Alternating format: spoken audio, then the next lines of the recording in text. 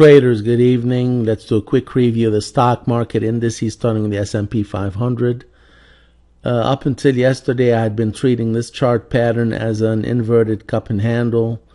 Today, I've changed my mind. I believe the better interpretation and the more accurate one is a falling wedge.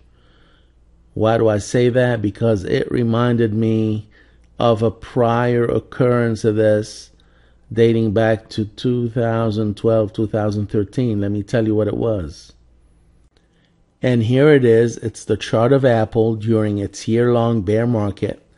It's what lit up a bulb inside my head this morning, because I recalled initially interpreting this chart as an inverted cup and handle, and then I quickly switched to the falling wedge interpretation. And back then, to estimate the final downside target for Apple, I went ahead and measured the distance from the highest peak of the wedge to the third touch point, and then I projected it down from that touch point, and I got around 377, 380, something like that. And I believe that was the final target for Apple, somewhere in the 380s. So let's go back to the chart of the S&P 500. Now here once again, I favor the falling wedge interpretation of the chart pattern. To calculate the downside objective of this pattern, the falling wedge, you measure the distance from the highest peak in the pattern to the third touch point on the lower trend line. That would be the green arrow. And then you project it down to get to approximately 1873, 1873. Now, if you are a market profile trader, you already know that the yearly point of control, POC, is 1873. Coincidence? Hardly. S&P is reverting to the mean. This is not the first time it happens. It happened in 2013. It sold off from May 20th to June 24th, reverting back to its mean, which was back then 1560. From 1560, it resumed higher, rallied 300 points into the end of the year. Now, from an Elliott wave perspective, the two most common targets for Black Wave 5 are the 61.8% projection and the 76.4% projection. Now, I'm often asked what I mean by projection. How do I calculate this? Well, it's easy. All you do is you measure the distance from the start point of wave 1, Black Wave 1, started here, to the end point of Black Wave 3, it ended here. You take that entire distance and you multiply it by 61.8%. Whatever distance you get, you project it down, and you get this result, 1883.53. Now, once again, you take that same distance, you multiply it by 76.4%, and you project it down from here, the end point of wave 4, and you get down to 1872.81.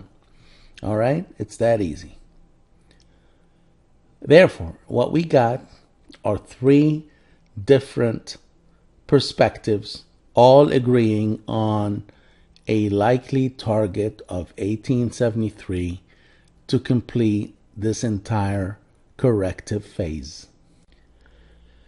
Now, let's switch focus to the Nasdaq 100. Here again, just like in the case of the S&P 500, I'm in favor of the falling wedge interpretation. Now we already have 2 touch points on the upper trend line and 3 on the lower trend line, and that's good enough for a falling wedge. I figured we might get a third touch point on the upper trend line before the final descent. And I've been debating whether to end wave B of Z at Monday's high or at this prospective third touch point, meaning it would be the orthodox high of the pattern knowing full well that the nominal high already occurred on Monday, meaning the consolidation ended at point B, at this prospective point that might or might not occur tomorrow.